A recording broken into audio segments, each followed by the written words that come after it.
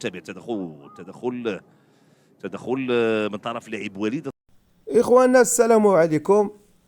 واحد اللقطة بغيت كلشي يشوفها في اللقاء ديال الزمامرة ضد المحمدية. كيف ما كتشوفوا هنايا اللاعب الصبار لاعب نهضة الزمامرة في تدخل عنيف على لاعب ديال المحمدية امام اعين الحكم ما قال والو.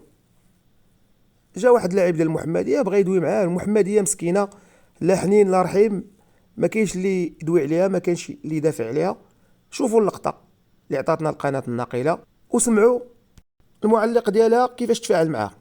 الجولة الأولى كان سمعتوها تنافس قوي على هو مستوى وسط هو الميدان. على نتابع تدخل تدخل بدون شعور من قالها، طرف بدون لاعب شعور وليد. قالها، حيت فعلا تدخل على لاشوفي يستوجب طرد ديال اللاعب. الا ما بانش الحكم، كاين حكم الفار خصو يشوفها عنده في الشاشه بحال ما هكا ويستدعي الحكم ديال الساحه ويقول لي اجي راه هذا التدخل هذا كيستوجب بطاقه حمراء. وكيف ما كتشوفوا الاخوان، الحكم فقط ديال الساحه اكتفى بالنظر للقطه لحظه وقوعها وكمل اللقطه. تخرجت الكره للتوش.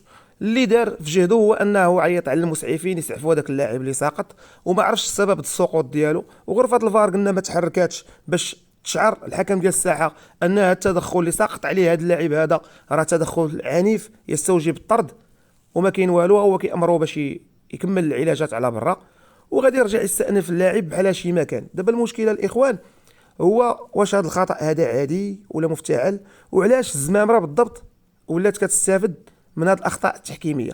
الاخطاء التحكيميه فعلا وارده في كره القدم، ولكن ماشي بهذه الطريقه وبهذا تغماض العينين وديال بهذا المعنى. هذه كاين فروق كتستافد من التحكيم. حنا درنا هذا الفيديو هذا وكنتسناو جواب مقنع من المديريه عاوتاني في الخرجات الاعلاميه ديالها، واش هذه اللقطه دي تستوجب الطرد ولا لا. الجولة الأولى كان تنافس قوي على مستوى وسط الميدان. نتابع